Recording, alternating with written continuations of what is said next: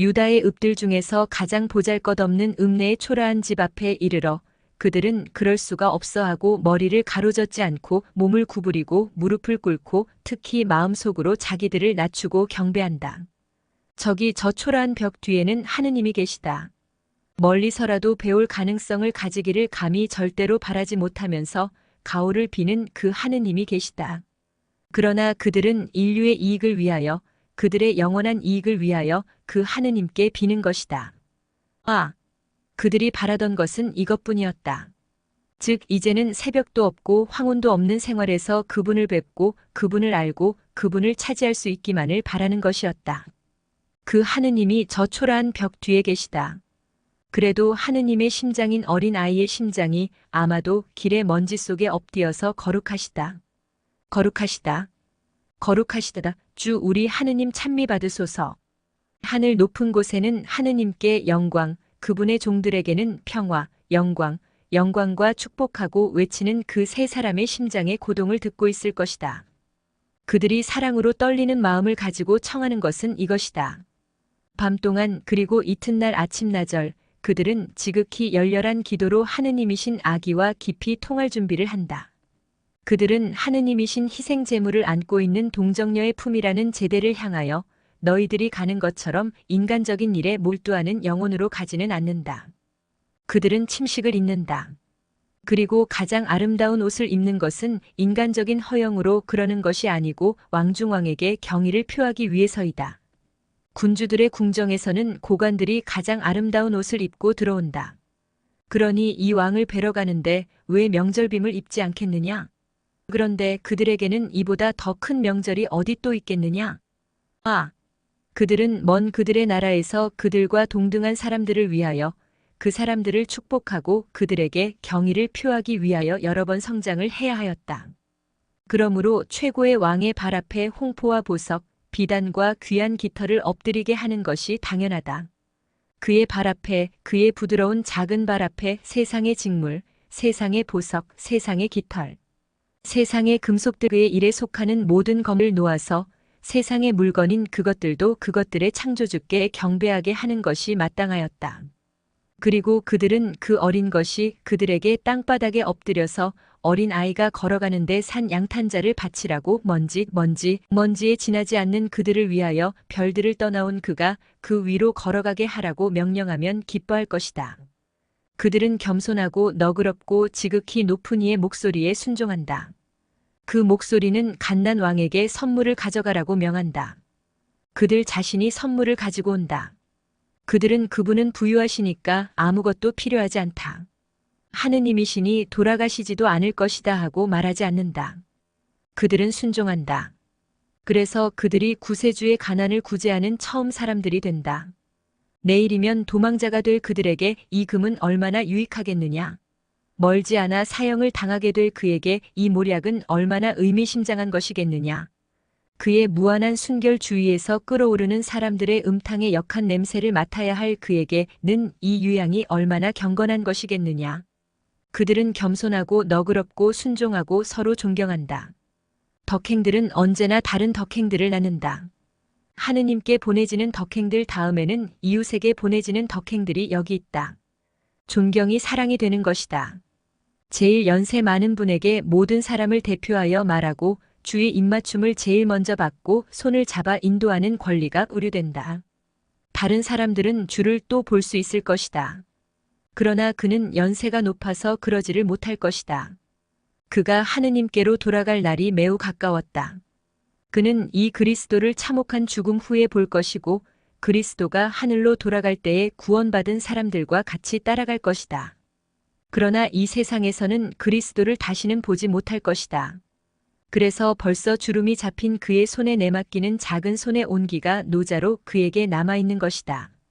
다른 사람들에게는 아무런 세함도 없고 오히려 나이 많은 현자에 대한 존경이 더 커진다. 그는 자기들보다 더 공로를 세웠고 더 오랫동안 공로를 세웠다. 하느님인 아기는 그것을 안다. 아버지의 말씀은 아직 들리지 않는다. 그러나 아기의 행동이 말이다. 나이 많은 이를 제일 좋아하는 것으로 나타내는 아기의 순진한 말이 찬양받기를. 그러나 내 자녀들아, 이 환상에서 나타나는 두 가지 다른 교훈이 있다. 자기 자리에 있을 줄을 아는 요셉의 태도이다. 순결과 성덕의 수호자와 보호자로 거기 있다. 그러나 권리를 부당하게 가로채지 않는다. 경의를 받고 말을 듣는 것은 그의 예수와 더불어 마리아이다. 요셉은 마리아를 위하여 그것을 기뻐하고 자기가 중요하지 않은 인물이 되는 것을 상관하지 않는다. 요셉은 의인이다. 둘도 없는 의인이다. 그리고 항상 이 시간에도 올바르다. 축제 분위기로 흥분하지 않는다. 그는 여전히 겸손하고 의롭다. 요셉은 선물들을 다행스러워한다. 자기를 위해서가 아니라 이 선물들을 가지고 아내와 아기에게 더 안락한 생활을 마련해 줄 수 있으리라고 생각하는 것이다. 요셉에게는 재물에 대한 욕심이 없다. 그는 노동자이니 일을 계속할 것이다. 그러나 그의 두 사랑은 유족과 안락을 좀 누려야 한다. 요셉도 동방 박사들도 그 선물이 도망하는 데와 망명 생활하는 데 쓰일 것이며 망명지에서 그리고 또 그들의 고향으로 돌아올 때의 바람에 흩어지는 구름처럼 흩어지리라는 것을 모른다. 그때에는 그들이 단골과 가구 따위 모든 것을 잃었을 것이고 그곳에서 하느님이 동정녀와 결합하여 사람이 되셨기 때문에 그분께 의하여 보호된 그들의 집의 벽들 밖에는 발견하지 못할 것이다. 하느님의 보호자이고 하느님의 어머니이며 지극히 높으신 분의 정배인 여자의 보호자인 요셉이 하느님의 저 신하들이 말에 오르는 것을 도와주기까지 겸손하다. 사람들의 폭력으로 인하여 다윗의 상속인들이 왕의 소유지를 빼앗겼기 때문에 그는 보잘것없는 목수가 되었다.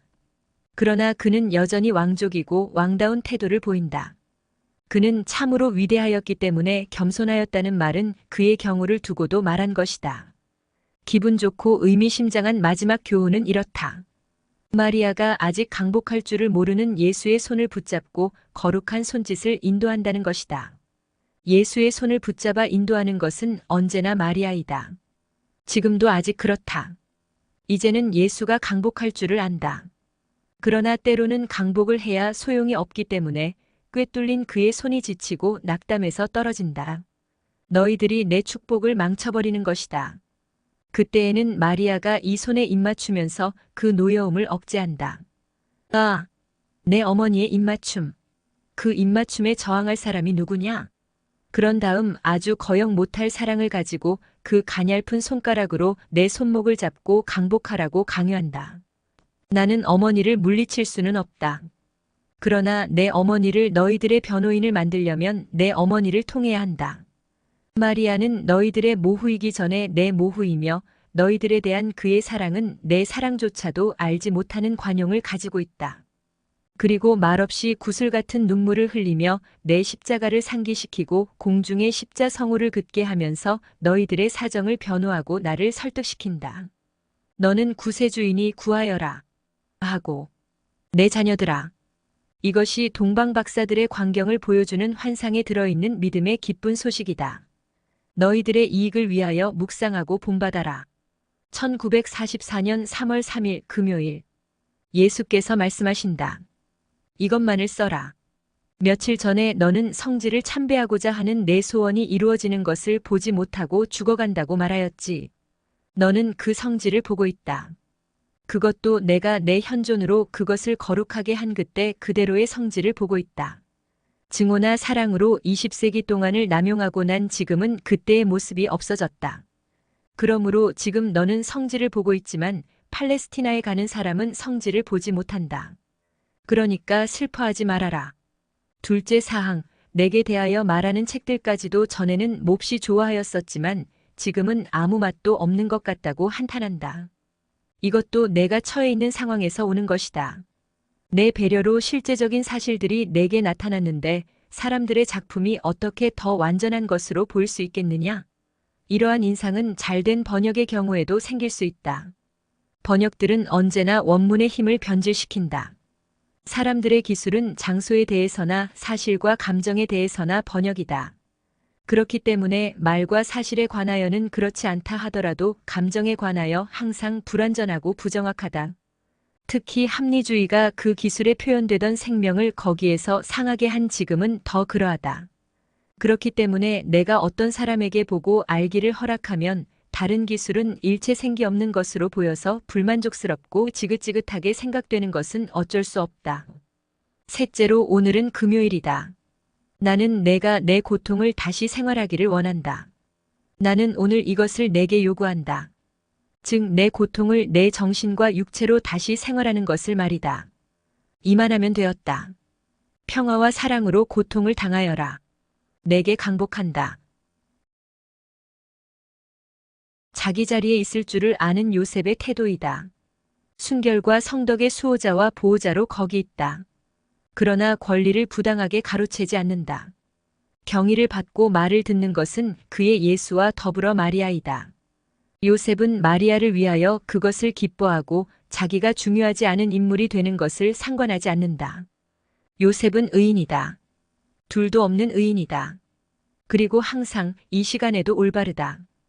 축제 분위기로 흥분하지 않는다. 그는 여전히 겸손하고 의롭다. 요셉은 선물들을 다행스러워한다. 자기를 위해서가 아니라 이 선물들을 가지고 아내와 아기에게 더 안락한 생활을 마련해 줄 수 있으리라고 생각하는 것이다. 요셉에게는 재물에 대한 욕심이 없다. 그는 노동자이니 일을 계속할 것이다. 마리아가 아직 강복할 줄을 모르는 예수의 손을 붙잡고 거룩한 손짓을 인도한다는 것이다. 예수의 손을 붙잡아 인도하는 것은 언제나 마리아이다. 그러나 때로는 강복을 해야 소용이 없기 때문에 꿰뚫린 그의 손이 지치고 낙담해서 떨어진다. 너희들이 내 축복을 망쳐버리는 것이다. 그때에는 마리아가 이 손에 입맞추면서 그 노여움을 억제한다. 아, 그 입맞춤에 저항할 사람이 누구냐? 그런 다음 아주 거역 못할 사랑을 가지고 그 가냘픈 손가락으로 내 손목을 잡고 강복하라고 강요한다. 나는 어머니를 물리칠 수는 없다. 그러나 내 어머니를 너희들의 변호인을 만들려면 내 어머니를 통해야 한다. 마리아는 너희들의 모후이기 전에 내 모후이며 너희들에 대한 그의 사랑은 내 사랑조차도 알지 못하는 관용을 가지고 있다. 그리고 말없이 구슬 같은 눈물을 흘리며 너희들의 사정을 변호하고 나를 설득시킨다.